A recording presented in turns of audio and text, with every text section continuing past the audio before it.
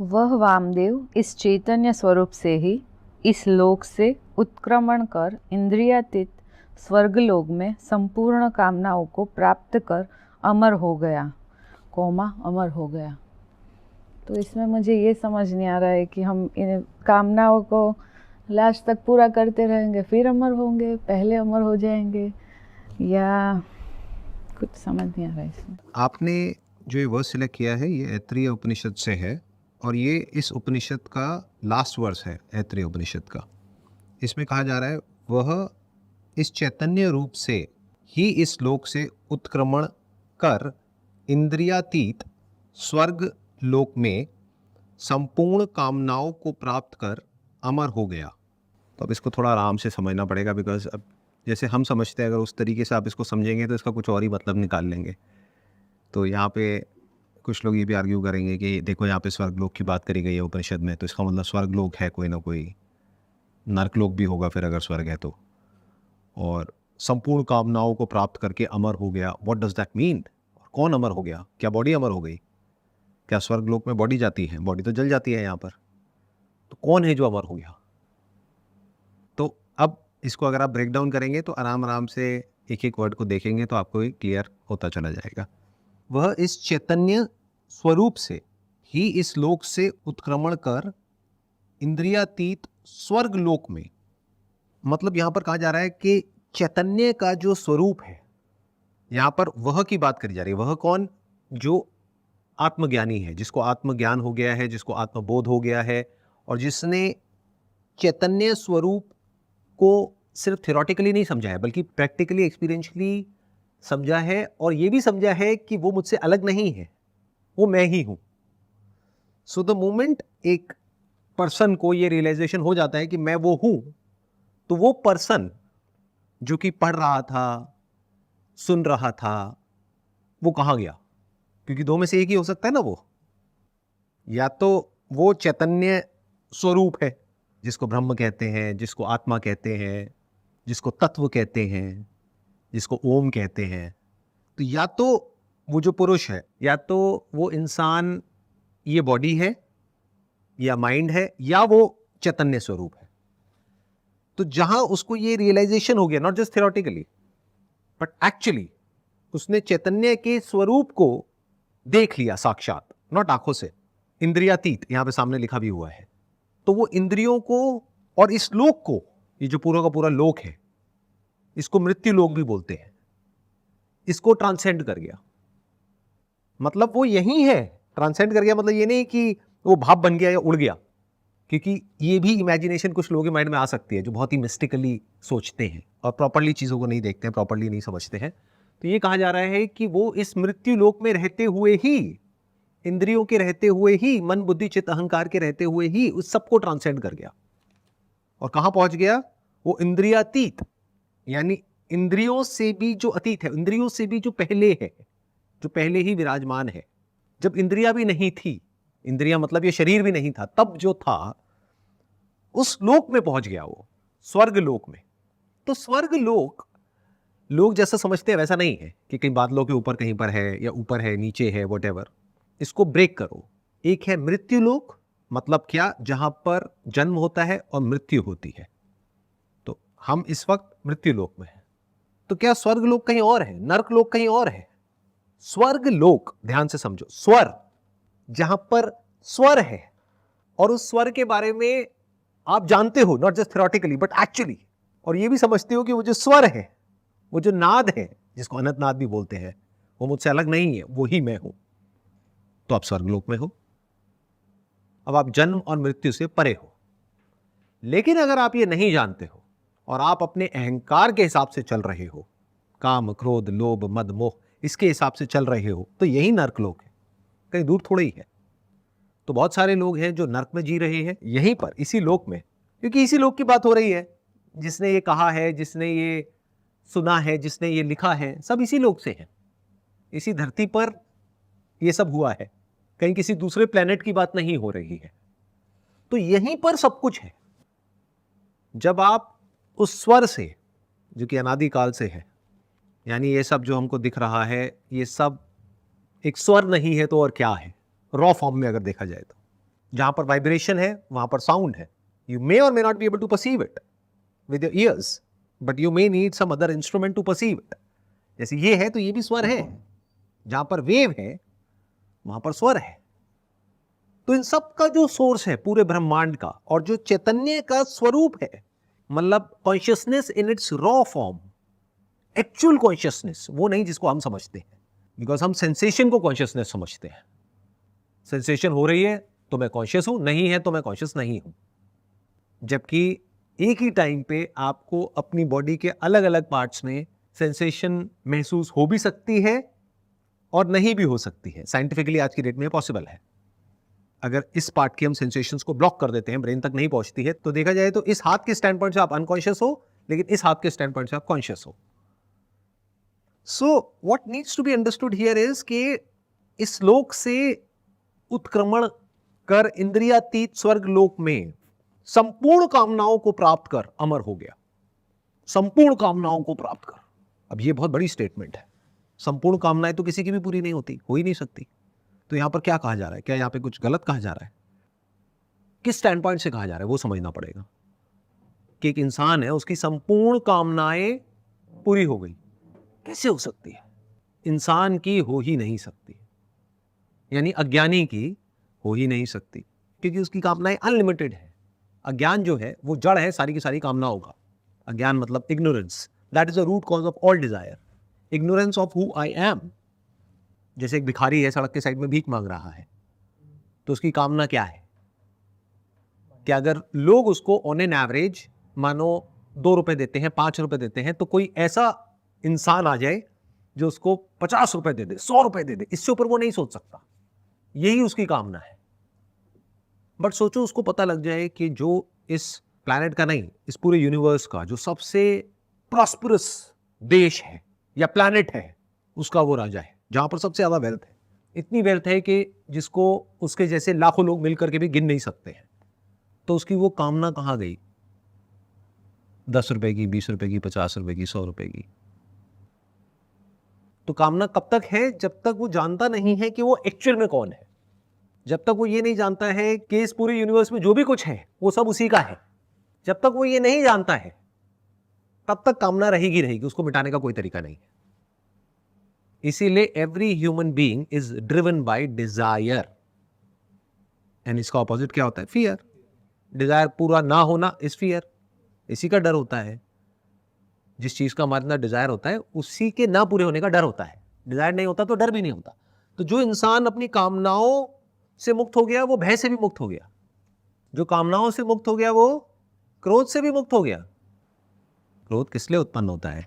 जब कामना पूरी नहीं होती है तो क्रोध होता है. लोभ की तो जगह ही नहीं है उसकी डिक्शनरी में, क्योंकि लोभ की जड़ भी कामना है. तो उसकी सारी कामनाएं पूरी हो गई. कैसे हो गई? उसने कुछ ऐसा देख लिया है जो और लोग नहीं देख पाते हैं. इसको ऐसे देखो, इस प्लैनेट के ऊपर 700 करोड़ लोग हैं, वो सब एक्ट कर रहे हैं, चाहे अमीर है चाहे गरीब हैं, भिखारियों की तरह. चाहे किसी रिलीजियस जगह पे जाएंगे, चाहे किसी इंसान से मिलेंगे, हर जगह हाथ ऐसा ही होता है. सबको कुछ ना कुछ चाहिए. किसी को इंसान से कुछ चाहिए, किसी को भगवान से चाहिए, किसी को दुनिया से चाहिए. नहीं मिला तो परेशान है, मिल गया तो खुश है, और मिल गया तो और चाहिए, और जो मिल जाता है उसके खोने के डर में जीते रहते हैं. तो स्वर्ग लोक मतलब क्या? जहां पर सारी कामनाएं पूर्ण हो जाती है. अब सारी कामनाएं की जब बात होगी तो जो इंसान है वो वहीं तक सोच पाएगा जहां तक उसकी सोच है. उसके बियॉन्ड कैसे सोच लेगा?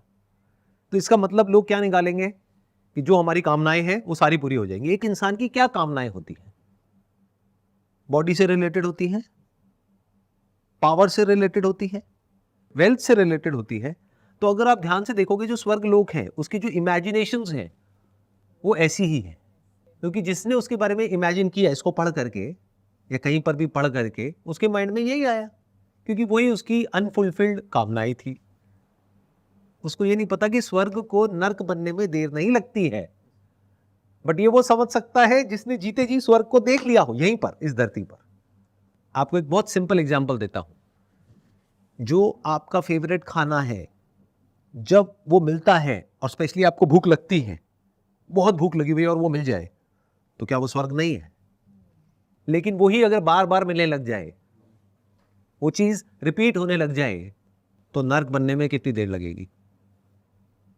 तो ये समझने के लिए you need to have a great deal of intelligence. लेकिन हुआ क्या कि इस वर्ष का जो लोगों ने मतलब निकाला, वो यही निकाला कि वहां पे अप्सराएं हैं, एंजल्स हैं, क्योंकि वही उनकी कामनाएं हैं, उसके ऊपर वो उठे ही नहीं है।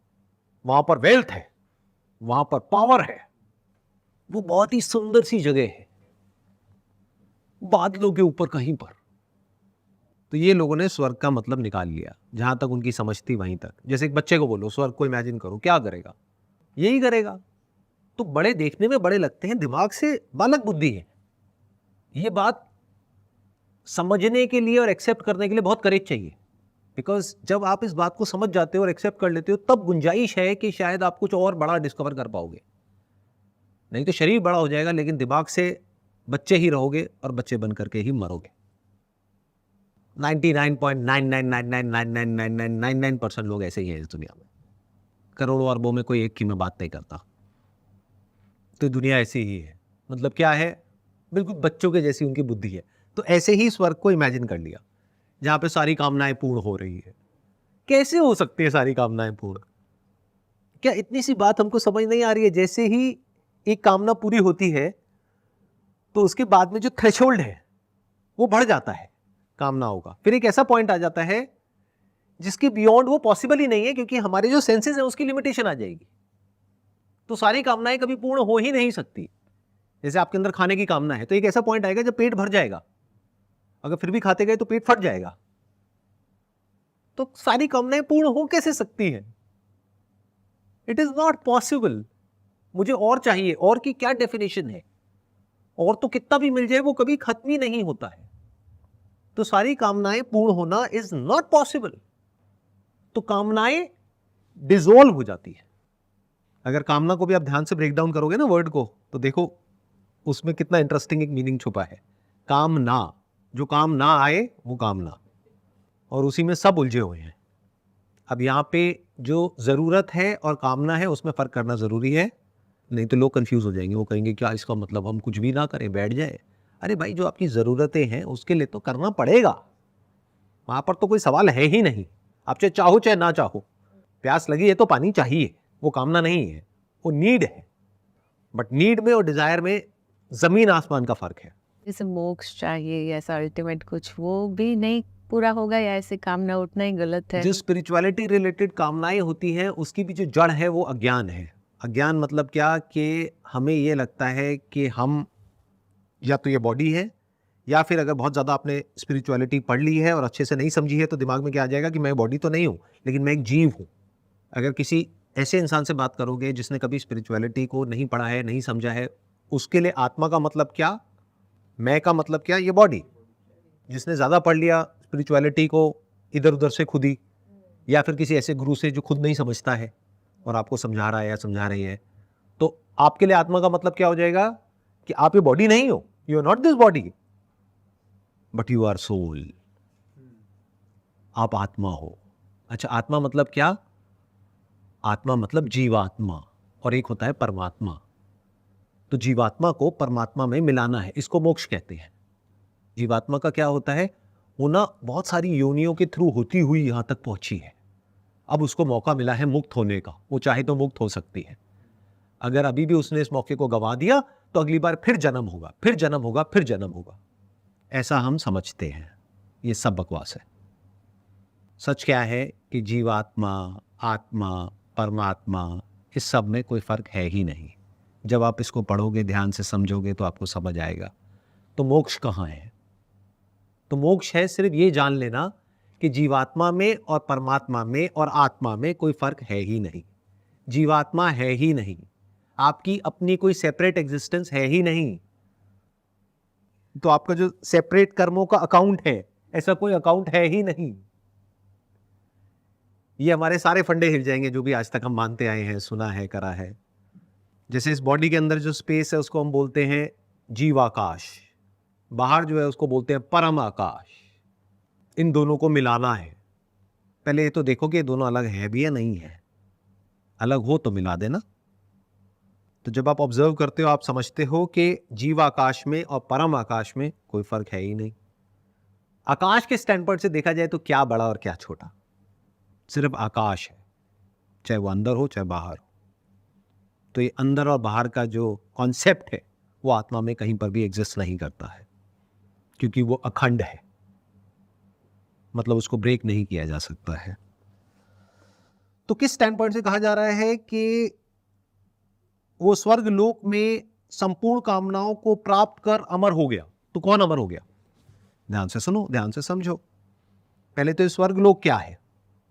एक ऐसा लोक है इसी धरती पर जिसको मृत्यु लोक बोलते हैं, जहां पर you are in contact with the essence of this creation, you are in contact with the essence of consciousness, and then once you inquire not that which is there but yourself, तो आपको समझ आता है कि वो तो है लेकिन मैं कहीं पर भी नहीं हूं। तो आपने मैं के झूठ को देख लिया जिसके ऊपर सारी कामनाएं टिकी है। मैं अगर ये बॉडी हूं, मैं अगर जीव हूं, मैं इस यूनिवर्स से अलग हूं, मेरी अपनी अगर कोई सेपरेट एग्जिस्टेंस है तो मुझ में कामनाएं हैं। और ये कॉन्सेप्ट कि मैं सेपरेट हूं आपसे या पेड़ पौधों से या जानवरों से या इस पूरे यूनिवर्स से, इसी को अज्ञान बोलते हैं। तो अज्ञान जड़ हो गई सारी कामनाओं की। तो जिसने ये देख लिया कि कहीं कोई सेपरेशन है ही नहीं, तो वो क्या कहेगा? चाहे कहे या ना कहे, अपने अंदर क्या कहेगा? अहम ब्रह्मस्मि, मैं ही वो सुप्रीम रियलिटी हूं। और उपनिषद में ये भी कहा गया है तत्त्वमसि, आप भी वही हो, चाहे जानो या ना जानो, चाहे मानो या ना मानो, उससे कोई फर्क नहीं पड़ता है। कुछ भी बोलते रहो, कुछ भी सोचते रहो, सत्य यही है। तो अब जिसने इस सच को देख लिया है कि उसकी अपनी कोई सेपरेट एग्जिस्टेंस है ही नहीं, तो अब उसके अंदर कामनाओं की जगह बची कहां है? उसने ये देख लिया कि जो भी कुछ इस यूनिवर्स में है उसका जो मटीरियल कॉज है, that material cause is not different from me, that is me, मैं ही वो हूं। तो अब उसके अंदर क्या कामना बाकी रह जाएगी? आपके अंदर कामना हो सकती है सोना चांदी को या पैसे को इकट्ठा करने की, लेकिन जो खुद सोना है यानी खुद गोल्ड है, उसने इस सच को देख लिया है, उसके अंदर क्या कामना होगी? और गोल्ड सिर्फ कहीं पर रखा हुआ थोड़ा सा गोल्ड नहीं, इस पूरे यूनिवर्स में जहां पर भी जितना भी गोल्ड है वो ही है। ऐसे भी बहुत सारे मेटल्स हैं जो गोल्ड से ज्यादा प्रेशियस है। तो सबका सोर्स कौन है? आप हो, ये कहा जा रहा है यहां पर। तो जब इस बात को आप समझ जाते हो, इसको आप रियलाइज कर लेते हो, तो आप स्वर्ग में हो, आप अमर हो गए हो। अमर मतलब अमर, वो जो नहीं मरता। कौन है अमर इस पूरे यूनिवर्स में? सिर्फ जो इस पूरे यूनिवर्स का सोर्स है। देखो ध्यान से समझो, अगर एक नदी है, वहां पर बहुत सारी लहरें हैं, तो अमर कौन है? कौन सी ऐसी लहर है जो अमर है? क्या कोई भी लहर अमर हो सकती है, चाहे वो कितनी भी बड़ी हो, कितनी भी पावरफुल हो? और जो लहर जितनी बड़ी होती है उसमें उतना ही अहंकार होता है कि मैं औरों से बड़ा हूं। जो जितनी छोटी होती है उसमें उतनी ही जेलसी होती है उन बड़ी लहरों से, क्योंकि बड़ी होना तो चाहती है बट उसके बस की नहीं है। तो एक है जो अहंकार में जी रहा है, एक है जो जेलसी में जी रहा है, लेकिन दोनों में से कोई भी अमर नहीं हो सकता। But at the same time अगर वो लहरें चाहे बड़ी है चाहे छोटी है, वो दूसरे को ना देखे, द्वैत को ना देखे, इसीलिए इसको बोलते हैं अद्वैत। यानी वो दूसरी लहर को ना देखे, बाहर ना देखे। अगर कोई भी लहर बाहर देखेगी तो उसके अंदर कामनाएं, क्रोध, लोभ, मोह, ये सब आना ही है, जेलसी होनी ही है। जैसी कोई लहर चाहे कितनी भी बड़ी हो, अपनी से बड़ी लहर को देखेगी उसके अंदर जेलसी आ जाएगी, अपनी से छोटी को देखेगी उसके अंदर अहंकार आ जाएगा। कामनाएं नहीं भी चाहोगे तो पैदा हो जाएगी। तो it is just a matter of time जब आप मृत्यु लोक से नीचे गिर के नर्क लोक में पहुंच जाओगे, जहां मेजॉरिटी ऑफ लोग जीते हैं। ध्यान से अगर अपने आसपास में ऑब्जर्व करोगे, आप देख लोगे लोगों को, उनके फेस पे आपको ठहराव नहीं मिलेगा, बौखलाए हुए मिलेंगे। सड़कों पे ही देख लो, कहीं और जाने की जरूरत ही नहीं है। जरा सा किसी को कुछ बोल करके देखो, लड़ने मरने को तैयार है। किससे? अनजान इंसान से। तो जो जान पहचान वाला है उसका तो पता नहीं क्या हाल करता होगा अपने घर में।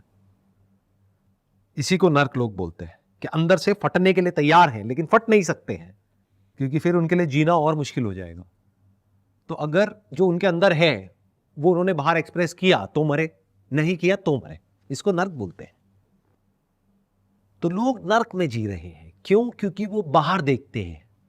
ऋषि मुनि क्या कह रहे हैं? आप बाहर मत देखो, ये नर्क का द्वार है। विषय, विषय वर्ड कहां से आया? विष। ये सब विषय है। ये जो पूरे यूनिवर्स में जो फॉर्म्स दिख रही हैं, जितनी भी लहरें हैं, बुलबुलें हैं, जो भी कुछ है, ये सब विषय है। तो जैसे ही आप किसी विषय को देखते हो, जैसे आप इन अलग अलग विषयों को देखते हो, तो आपके अंदर कामनाएं उत्पन्न होती है। फिर इतना कुछ उत्पन्न हो जाता है जो एक स्नोबॉल इफेक्ट की तरह होता है। आपको खुद भी समझ नहीं आता है आप उसमें कैसे फंस जाते हो। इसको कहते हैं इस भव सागर में फंस जाना। सागर मतलब समथिंग विच इज इन्फिनिट। ये यूनिवर्स इन्फिनिट है, इतना बड़ा है। आप अपना देश बदल दो, आप अपने आप को बदल दो, अपना जेंडर बदल दो, कुछ भी कर लो, संतुष्टि नहीं मिलने वाली। This is the nature of this universe. क्योंकि बाहर अनलिमिटेड फॉर्म्स हैं और हर फॉर्म या तो आपके अंदर क्रेविंग पैदा करेगी या एवर्जन पैदा करेगी, या राग पैदा करेगी या द्वेष पैदा करेगी। दोनों ही तरफ से आप फंसते चले जाओगे। तो यहां पर वो क्या कह रहे हैं कि फॉर अ चेंज बाहर मत देखो, एक बार अपने अंदर झांक करके देखो, तो शायद आपको ये नजर आ जाए कि ये जो लहर है जिसको आप मैं बोल रहे हो, यानी पानी की एक form, that is nothing but water. अगर आप उसको छू रहे हो तो लहर को नहीं छू रहे हो, पानी को छू रहे हो। लहर कहीं भी नहीं है क्योंकि वो बह रही है। तो जब तक आपने उसको छुआ, तो जिसको भी आप कह रहे हो वो लहर को मैंने छुआ, अरे वो तो मिट चुकी है, वो तो बह चुकी है। तो technically you are wrong. You are not touching a wave, you are always touching a water. And if you can see your source not just through any scripture but actually, अगर आप अपने अंदर किसी ऐसी रियलिटी को देख लेते हो जिस पूरे यूनिवर्स का सोर्स है, तो आप मुक्त हो गए। किससे मुक्त हो गए? अपने आप से मुक्त हो गए। आप मुक्त नहीं हुए। ध्यान से सुनना, ध्यान से समझना, ये एक बहुत बड़ा एरर है। आपको बहुत सारे ऐसे गुरु मिलेंगे जो आपको कहेंगे कि मैं आपको मुक्त करा दूंगा। उनसे पूछो मैं को मुक्त करना है या मैं से मुक्त होना है? मैं को मुक्त नहीं करना है, मैं से मुक्त होना है। मैं is a false entity, it's a false concept, it's just a narrative which is there in your mind, it's just for name sake. In reality कहीं पर भी नहीं है। तो एक लहर को लहर से फ्री नहीं होना है, यानी लहर को मिटाना नहीं है। जिस वक्त वो लहर है, यानी जीते जी इस सच को देख लेना है कि लहर कहीं पर भी नहीं है, सिर्फ पानी ही पानी है। अब पूरी दुनिया में लोग कुछ भी बोलते रहे, उससे क्या फर्क पड़ता है? इसको बोलते हैं मुक्ति, इसको बोलते हैं मोक्ष। अब वो जो लहर है जिसने इस सत्य को देख लिया है कि मैं हूं ही नहीं, तो वो क्या कहेगा?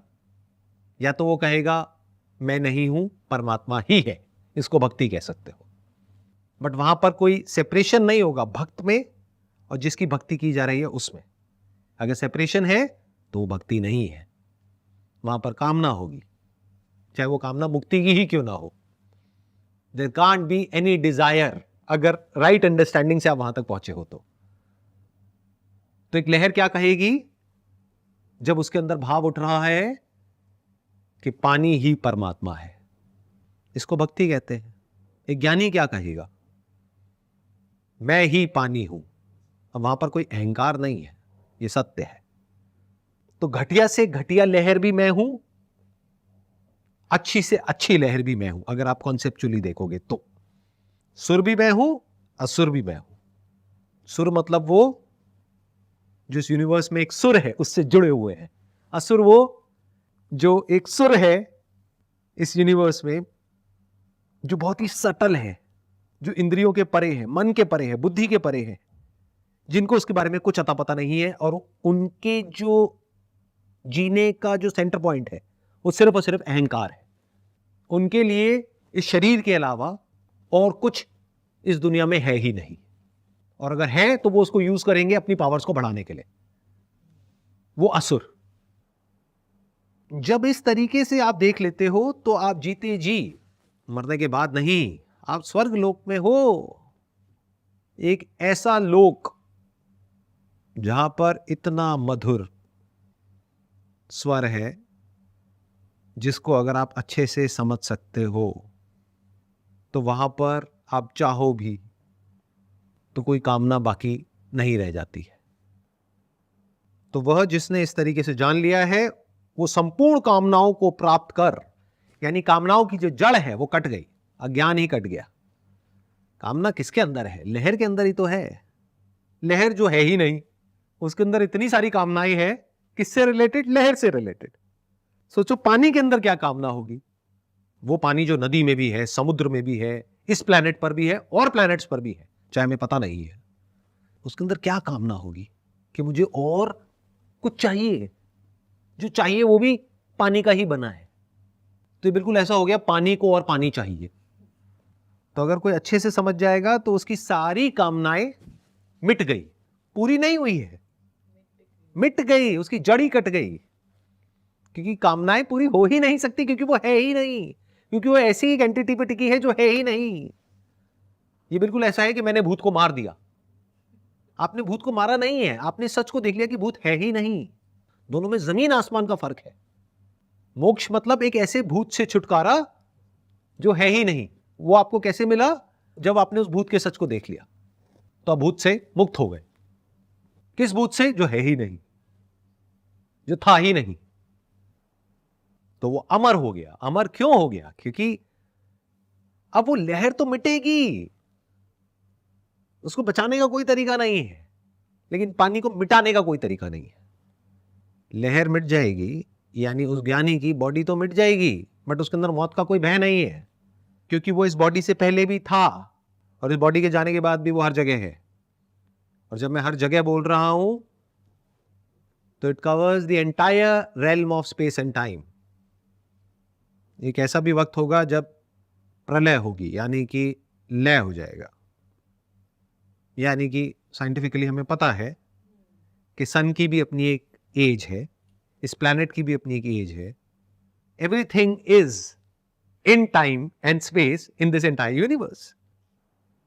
तो सबका लय हो जाएगा, लेकिन जो सबका सोर्स है वो कैसे मिटेगा? That source is me. इसलिए ये कहा जा रहा है कि जो ज्ञानी है वो अमर हो गया है। ये कहना गलत है कि वो अमर हो गया है, अगर आप अच्छे से समझ करके बोलोगे, क्योंकि वो अमर ही था, उसको पता नहीं था। आप अमर ही हो, चाहे आप जानो या ना जानो, चाहे आप ज्ञानी हो या अज्ञानी हो, चाहे आप इसको समझते हो या नहीं समझते हो, उससे कोई फर्क नहीं पड़ता है। एक लहर जो जानती है कि मैं पानी हूं, दूसरी जो नहीं जानती कि मैं पानी हूं, उससे फर्क क्या पड़ता है? दोनों ही तो पानी है। एक जानता है, एक नहीं जानता है। How does it matter? तो जो असली में ज्ञानी होगा उसके अंदर यह डिजायर भी नहीं होगा कि मेरे को जा करके और लोगों को सबको बताना है, या इस पूरी दुनिया का ठेका लेना है, या अपना प्रोपेगेंडा है उसको फैलाना है पूरी दुनिया में और सबको ज्ञानी बनाना है। किस लिए? अरे कोई सीखना चाहता है तो बहुत बढ़िया है, नहीं सीखना चाहता है तो कोई बात नहीं, कोई पूछेगा तो बता देंगे, नहीं तो कोई बात नहीं।